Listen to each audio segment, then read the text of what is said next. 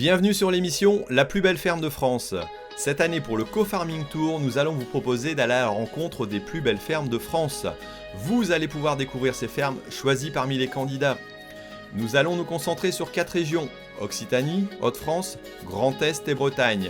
Et c'est vous qui élirez pour chaque région un vainqueur. En fin d'année, avec un jury de communicants, vous allez pouvoir choisir qui sera la plus belle ferme de France. Alors si ce n'est pas encore fait, inscrivez-vous pour participer ou voter. Et sans plus attendre, découvrons cette nouvelle ferme.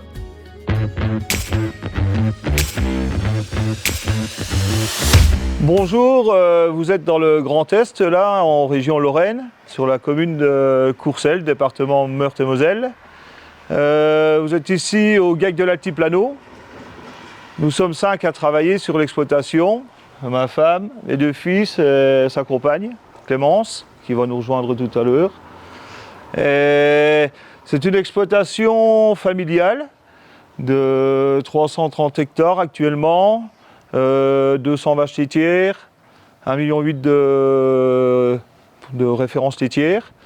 Et on a une particularité sur l'exploitation, c'est une diversification, ouverture au public, c'est l'élevage d'alpagas. Alors sur l'exploitation, je m'occupe principalement de l'alimentation vaches laitières, des genisses, le paillage aussi, suivi reproche genisses quoi. Donc moi c'est Christelle, sur l'activité je m'occupe beaucoup de tout ce qui est accueil des scolaires, toute la diversification, les repas et de la traite des vaches aussi. Bonjour, moi c'est Quentin, donc je suis installé depuis 2017. Moi je m'occupe plutôt des vaches laitières, de la gestion des troupeaux et de la traite principalement et un petit peu aussi de la gestion globale de la ferme. Moi c'est Alan, je m'occupe principalement de l'élevage des veaux et de la partie matériel, entretien. Voilà. Bon, maintenant on vous propose d'aller visiter la ferme. On va y aller. C'est parti.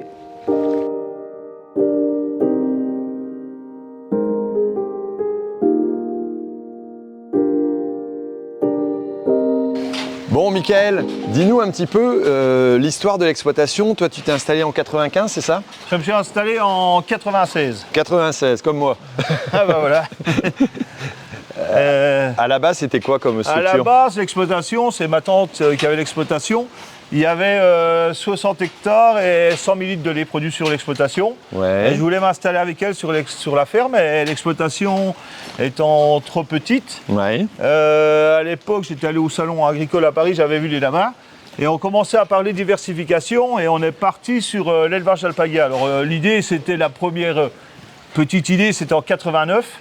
Et les alpagas sont arrivés sur l'exploitation en 94. D'accord, donc alors, une diversification pour rendre viable ton installation. Pour rendre viable mon installation, parce que la ferme étant trop petite, je pouvais m'installer. D'accord. Alors on a fait revenir, enfin c'était ma tante, hein, j'étais encore pas installé, dans le but de mon installation, 10 femelles alpagas et un mâle.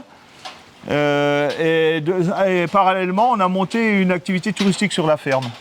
Pour faire découvrir notre métier au grand public, visite à la ferme, aux scolaires, voilà. Ok. Et ensuite, comment ça a évolué? Parce que maintenant, on est arrivé à l'installation de tes 2 garçons. Voilà. Voilà, vous avez encore une fille qui travaille aussi au niveau de la structure. Voilà. Donc vous êtes 5. Sur l'exploitation, voilà, oui. Ça fait... Alors, ce qui s'est passé, c'est que ma femme, je me suis marié et ma femme a travaillé sur l'exploitation. Dans un premier temps, elle a été salariée sur l'exploitation. Et quand ma tante est partie en retraite en 2014, ma femme s'est installée avec moi. Du coup, on est resté en GAEC.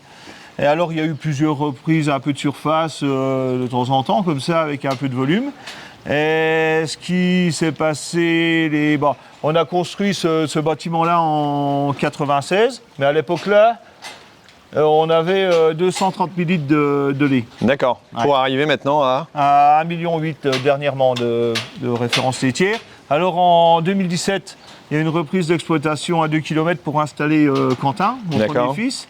Et l'année dernière, en 2022, on a repris une exploitation pour installer Alan, le deuxième fils. Donc exploitation familiale. Sa compagne qui travaille aussi sur l'exploitation. Qui a grandi, ouais, on en parlait tout à l'heure. Ouais. Ça nous fait une exploitation familiale et on est 5 à travailler sur l'exploitation. D'accord. Voilà. Et là, projet encore de regroupement pour arriver à organiser un peu mieux et puis rendre la vie peut-être un peu plus viable pour tout le monde, quoi. Un peu plus facile, oui. Alors là, on a un bâtiment en construction pour rassembler les vaches qui se trouvent sur le site de Fresnes et ce bâtiment-là. Ok. Alors il y a 2 robots de traite et on aura encore un site à Gironcourt, là, à conserver, du coup, à faire évoluer, quoi. Ok. On va pouvoir remettre un robot par la suite, mais il faut faire un après l'autre. On verra bien. Pas. Bon, moi je suis curieux de voir les alpagas. Je peux aller rejoindre Quentin, peut-être, qui va me présenter ça. Oui, on va aller voir les alpagas. On y va.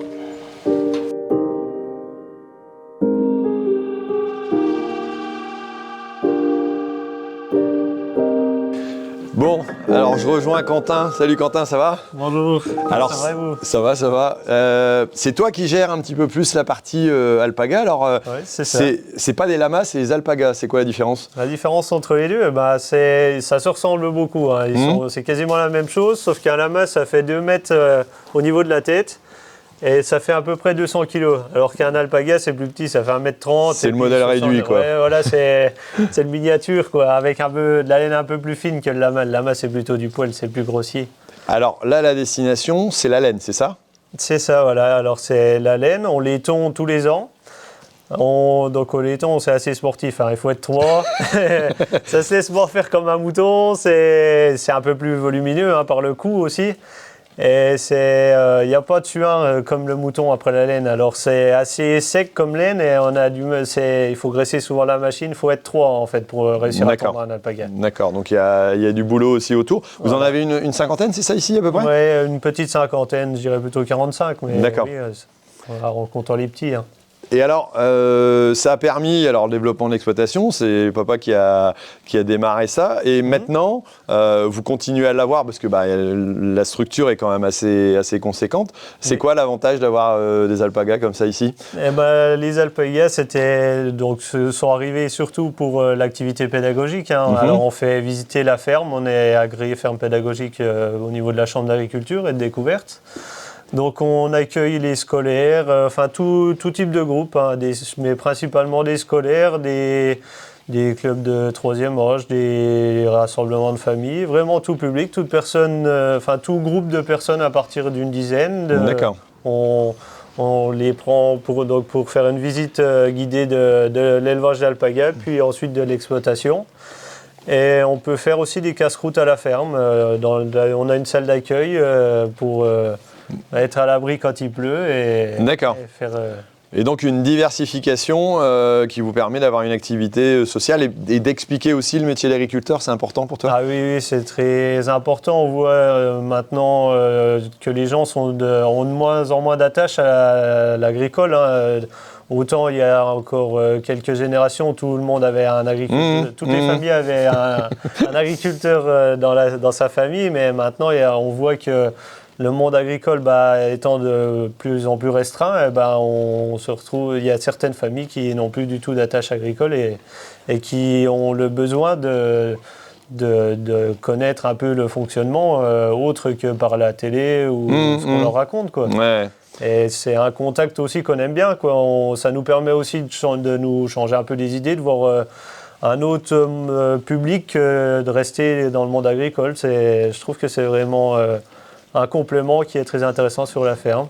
Ok, écoute, merci. Nous, on va continuer la petite visite de l'exploitation. En tout cas, c'est très intéressant. Moi, ça me résonne beaucoup, ce discours-là.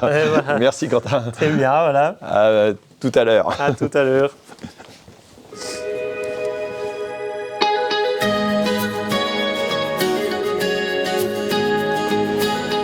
Bon, Michael, ici, on arrive dans une partie, j'allais dire, d'évolution importante. On rejoint Alan. Salut Alan, ça va? Bonjour, ça va? Alors, le deuxième garçon, j'allais dire, de la famille. Voilà. Alors, ça fait que vous êtes, on l'a vu, vous êtes 5 personnes à travailler ici sur la structure. Alors, une belle évolution quand on pense, j'allais dire, à la ferme de départ. De départ, oui. Ici, le choix, c'est de regrouper aussi une partie des élevages. Pourquoi on fait un choix d'investir à un moment donné? C'est pour une question de confort, une question de qualité de vie, de pérennité. C'est quoi le plus important? C'est déjà une nécessité. Oui. Parce que continuer dans des bâtiments il y a des normes qui évoluent aussi. Et je veux dire, moi j'aurais pu achever ma carrière dans les bâtiments qu'on a vus précédemment. Mais je veux dire, c'était plus aux normes, il aurait fallu refaire des travaux. Et comme il y a une nouvelle génération qui arrive, on a fait le choix de refaire un bâtiment au goût du jour, quoi. Okay. Pour que les animaux soient installés confortablement et puis qu'on ait des facilités de travail. Et maintenant, tout est informatisé, hein. On va installer des robots de traite, on a mis des panneaux photovoltaïques sur le toit. C'est le renouvellement des générations, c'est l'évolution de l'agriculture. Il n'y a pas le choix. Bon, alors quand on parle de choix, le choix de travailler en famille, Alan, c'est pas toujours évident. Apparemment, je sens moi une belle complémentarité dans vos activités. Ça se répartit bien au niveau des choix et comment vous gérez, j'allais dire, les décisions, parce que par exemple, décider d'un investissement comme celui-là, j'imagine que c'est pas une mince affaire, quoi. Ah bah c'est sûr, c'est pas facile à faire. Après, comme il l'a dit, on était bloqué déjà par les normes premièrement. Après, travailler, il arrive un moment, quand c'est plus au goût du jour, on n'arrive plus à assumer le boulot. Donc il faut avancer pour arriver à se dégager un peu de temps et vivre convenablement, avoir une vie de famille. Donc le choix des robots, c'est aussi organisé différemment. On le disait en rigolant tout à l'heure, c'est peut-être arrivé le soir du réveillon un peu plus tôt que si on avait la traite à faire. C'est sûr, et puis après on avait fait les calculs. Au point de départ, on partait plutôt sur une salle de traite en roto. Et puis quand on calcule la surface de bâtiment qu'il faut en plus, tout ça à la fin, puis il y a toujours la contrainte de traite à l'heure. Ouais, donc ça c'est des choses importantes. Oui. Après, forcément, on parle d'agrandissement. Je veux dire, l'exploitation de départ, on est passé de 100 000 litres de lait, on va arriver à 1,8 million. C'est pas c'est pas le commun du secteur d'avoir ces litrages-là. Oui. Mais en même temps, si on divise par 5 personnes, on est dans des élevages qui sont tout à fait, j'allais dire, classiques, quoi. C'est classique, hein, c'est divise par 5. Sauf que la répartition au niveau du travail, elle va être complètement différente lorsqu'on est à 5 que lorsqu'on est seul ou en couple sur une ferme, quoi. C'est sûr. Ça laisse une certaine souplesse et puis chacun apporte ses compétences, en fait. Il y a les jeunes qui amènent les nouveautés. Moi, je suis un peu plus ancien, j'ai un peu d'expérience quand même. Et puis, quand on réfléchit des projets, on les réfléchit ensemble, quoi. Et puis voilà, quoi. Et puis, on s'accorde bien pour travailler. Et puis voilà, quoi. Il n'y a pas de, l'un fait plus que l'autre. On sent une bonne répartition. On est quand même polyvalent, mais après, on a certaines affinités quand même. Je vois Alan, il est plutôt le chef bricoleur. Ouais, d'accord. Quentin, il refait matériel. Quentin, il a un peu plus gestion. Ouais. Et puis, mais tout le monde est quand même polyvalent. Hein, je veux dire. La complémentarité, c'est important quand on bosse ensemble. Ouais. Voilà. Ah ouais, c'est sûr. Ok, intéressant aussi. Et l'adaptation par rapport au milieu, je vois au niveau alimentation, vous utilisez beaucoup d'herbes. C'est aussi, quand on est dans un secteur, s'adapter aussi à la valeur, aux ressources que vous avez ici. C'est pas pour vous, c'est important. C'est important de toute façon. On peut pas faire autrement. On peut pas labourer n'importe quoi. Déjà là, c'est déjà pas ce qu'on laboure. Il y a déjà certaines parcelles, c'est déjà difficile à travailler, quoi. D'accord. Donc on s'adapte à son environnement et puis on avance comme ça, quoi. Oui. Ok, merci. Ici où on se trouve, l'herbe pousse. C'est une région où les prairies permanentes sont présentes et il faut les valoriser, quoi. Alors comme on a des prairies permanentes à valoriser, on essaye d'adapter des rations pour faire du lait avec ce qu'on a sur place, quoi. Voilà. Ouais. Et la possibilité d'augmenter de volume aussi, c'est intéressant pour arriver à une viabilité. Sinon, c'est clair que vous ne seriez pas installé à 5 là-dessus.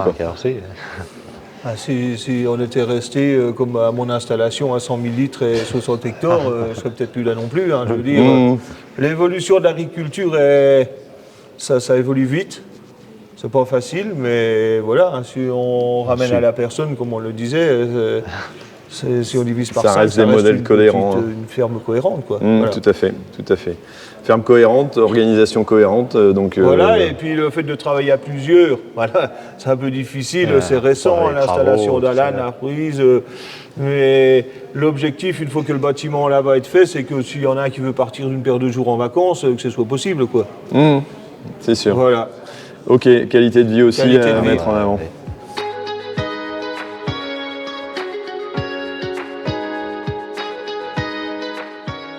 Alors on arrive à la Minute Expert, donc je suis avec Yves qui est à Jean-Gagne, bonjour. Bonjour. Alors on continue donc notre petit tour avec Michael. Ici la particularité dans la région, il y a eu beaucoup d'évolutions d'exploitation. L'exploitation d'il y a 30 ans, c'est plus la même que maintenant? Très forte, très forte. Si vous voulez, quand je suis arrivé en 95 à l'agence de Mirecourt, je tombais encore dans des fermes où la traite se faisait à la tâche. Dans des petites structures. Aujourd'hui, vous le voyez, on arrive dans des exploitations qui se sont considérablement modernisées, qui ont été obligées d'évoluer, par nécessité d'ailleurs. On y retrouve de la méthanisation, des panneaux photovoltaïques, on y retrouve des cultures maraîchères par endroits. Nous avons également des fermes qui ont évolué vers le bio par nécessité. Et nous avons ici d'ailleurs une particularité puisque cette ferme a évolué vers une production d'alpaga qui est quand même quelque chose de très, très particulier et que l'on ne rencontre nulle part ailleurs. Et la plaine des Vosges, c'est très très largement, le monde agricole dans cette plaine des Vosges s'est considérablement remis en cause et en question parce que nous sommes essentiellement sur la production laitière et de la viande et que les coûts de production et l'évolution des coûts d'achat ont obligé les agriculteurs à repenser complètement leur modèle. D'accord. Et donc, l'évolution aussi s'accompagne au niveau des assurances. On voit ici, il y a du photovoltaïque, des plus grands bâtiments, du robot, de la diversification. Donc là, vous arrivez à suivre aussi, à accompagner les exploitations au fur et à mesure dans leur évolution? Alors, c'est quand même parfois compliqué, il faut le dire, parce que les assureurs et la nouveauté, c'est pas toujours quelque chose qui fonctionne bien. Un assureur a horreur de fonctionner sans avoir d'expérience passée et de recul. Donc à partir du moment, il y a encore quelques années, quand on parlait de photovoltaïque à un assureur, c'était la bête noire. Aujourd'hui, les choses ont bien évolué, notamment en Gain Assurance, puisque nous sommes plutôt adaptés. Nous sommes aujourd'hui en capacité de répondre dès lors qu'un agriculteur installe des robots de traite, dès lors qu'il installe des photovoltaïques et dès lors qu'il installe une unité de méthanisation. C'est pas encore le cas ici, mais peut-être qu'un jour cela viendra. Et cette approche, nous sommes capables de l'avoir et d'accompagner l'agriculteur. D'ailleurs, avec Michael, nous avons travaillé ensemble sur ce dossier, sur le dossier photovoltaïque dès le départ. Pour ne pas être pris de court au moment où les panneaux seraient sur la toiture. Donc un projet d'évolution, Michael, ça se réfléchit aussi avec son assureur lorsqu'on pense à la mise en place, quoi. Dès qu'on a l'idée sur le projet et qu'on pense le mettre en place, il ne faut pas attendre que le projet soit mis sur pied pour en parler à son assureur, quoi. D'accord. Alors tout a été réfléchi dans les temps. Voilà. Ok. Et donc l'accompagnement avec un agent, c'est aussi une relation particulière qui est indispensable. Et il faut une relation. C'est une relation d'homme, quoi. D'homme, sinon ça ne peut pas marcher. Hein. Bon. Je veux dire, là il y a eu divers virages sur l'exploitation, hein, comme on en parlait tout à l'heure, l'accueil de public, les installations des jeunes. Les nouveaux bâtiments et le photovoltaïque, à chaque fois il faut en parler à son assureur pour qu'on soit bien assuré s'il arrive un problème. Ok, donc bien accompagné, bien assuré, c'est l'essentiel. Oui. Principal. Merci. Alors on a ouvert notre ferme au public depuis mon installation, avec la diversification qu'on a mis en place avec l'élevage alpaga. Et nous, on a trouvé que c'était important de faire découvrir notre métier au grand public. Alors, on a une ferme découverte et pédagogique, on reçoit des scolaires, que ce soit des primaires, des collèges ou tout public, même on reçoit des rassemblements de familles. Et on a trouvé important de faire découvrir notre métier, parce que les gens ne peuvent pas forcément comprendre notre vie à la campagne et notre métier d'agriculteur. Et nous, on a trouvé très important de faire découvrir ça. Alors, il faut maintenir l'élevage si on veut continuer d'avoir un paysage diversifié. Parce que exploiter des coteaux mécaniquement, c'est pas trop possible. Donc, les animaux peuvent se permettre d'aller dans tous les recoins à exploiter. Eh ben, il faut voter aussi pour nous parce qu'on a donc une ferme qui est familiale. On est donc une ferme qui est partie d'une personne qui était sur la structure donc dans les années 90 avec un élevage laitier. Et alors si on est donc 5 à travailler sur la ferme. Avec un développement donc, sur une trentaine d'années donc, qui a permis de faire vivre de l'agriculture toute la famille. Voilà. C'est une ferme familiale.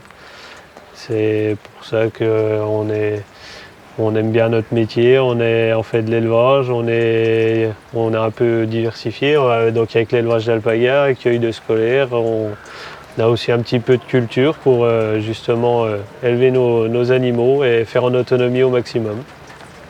Voilà, alors si comme moi vous avez trouvé cette ferme extraordinaire, voilà, vous pouvez voter bien entendu pour le GAEC Altiplano. Alors vous avez vu cette diversification mais aussi l'évolution de l'exploitation. On part d'une ferme qui n'était pas forcément viable au départ, une diversification qui permet de viabiliser et puis l'installation pour arriver à 5 personnes, voilà, des familles qui peuvent travailler ensemble de façon familiale et puis une évolution pour avoir une ferme qui est aussi viable et vivable pour tout le monde. Voilà, donc si c'est le cas, vous n'hésitez pas à voter. Vous pouvez aussi retrouver l'ensemble des vidéos tout simplement dans le concours de la plus belle ferme de France ici sur ce côté Grand Est. Donc n'hésitez pas à aller les voir, on vous met la playlist juste après. Ça fait des drôles de bruit ces bêtes-là. Et donc n'hésitez pas à aller les voir. Et nous on se retrouve pour d'autres vidéos, bien entendu en continuant notre petit tour de France. Allez, ciao, à bientôt.